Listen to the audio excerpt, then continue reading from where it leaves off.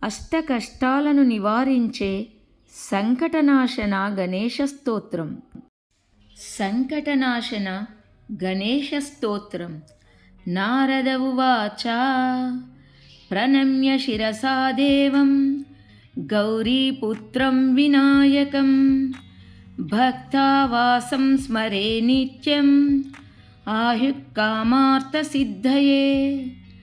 ప్రథమం వక్రతుండం చ ఏకదంతం ద్వితీయకం తృతీయం కృష్ణపింగాక్షం గజవక్త్రం చతుర్థకం లంబోదరం పంచమం చ షష్టం వికటమేవ చ సప్తమం విఘ్నరాజం చ ధూమ్రవర్ణం తదాష్టమం నవమం పాలచంద్రం చ దశమం తు వినాయకం ఏకాదశం గణపతిం ద్వాదశం తు గజాననం ద్వాదశైతాని నామాని త్రిసంధ్యం యః పఠేన్నరః న చ విఘ్నా భయం తస్య సర్వసిద్ధికరం ప్రభో.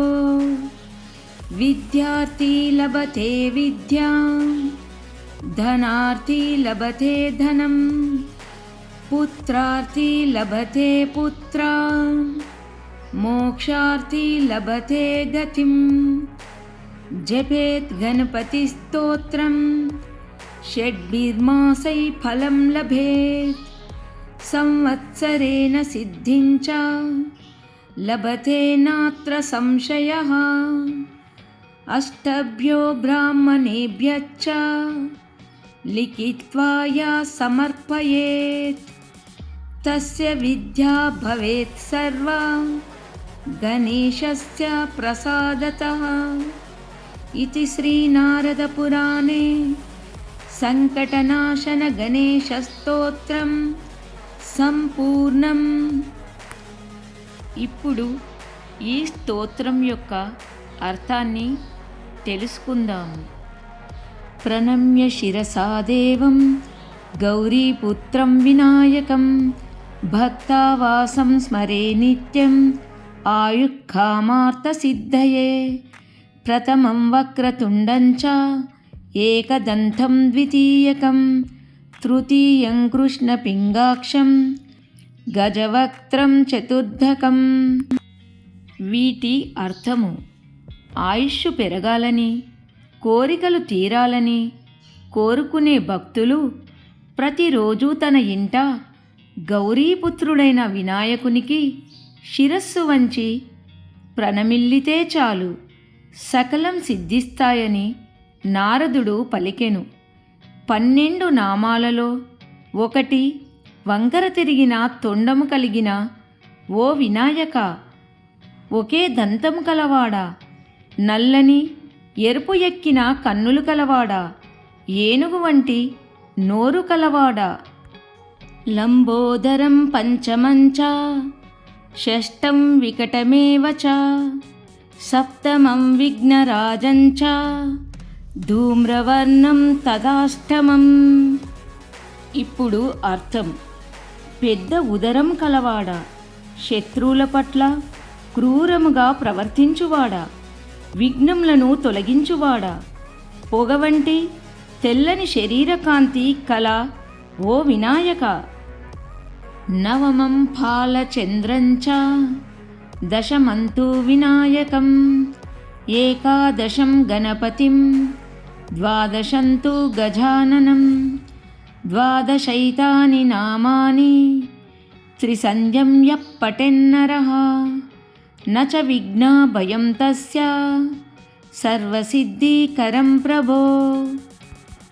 ఫాలచంద్రరేఖ నుదుటిన గల ఓ వినాయక, విశిష్టమైన నాయకుడా, ప్రమదగణములకు ఓ అధిపతి, ఏనుగు వంటి ముఖము కలిగిన ఓ వినాయక, నిన్ను స్మరిస్తున్నాను అని అర్థము.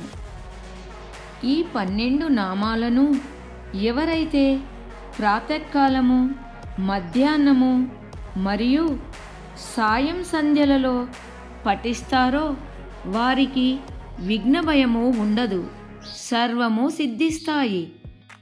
విద్యార్థి లభతే విద్యాం, ధనార్థి లభతే ధనం, పుత్రార్థి లభతే పుత్రాన్, మోక్షార్థి లభతే గతిం. విద్యను కోరిన వారికి విద్య, ధనమును కోరిన వారికి ధనము, పుత్రార్థులకు సంతానము, మోక్షం కోరిన వారికి మోక్షాన్ని లభింపచేస్తుంది అని అర్థము. జపేత్ గణపతి స్తోత్రం షడ్భిర్మాసై ఫలం లభేత్, సంవత్సరేణ సిద్ధించ లభతే నాత్ర సంశయః.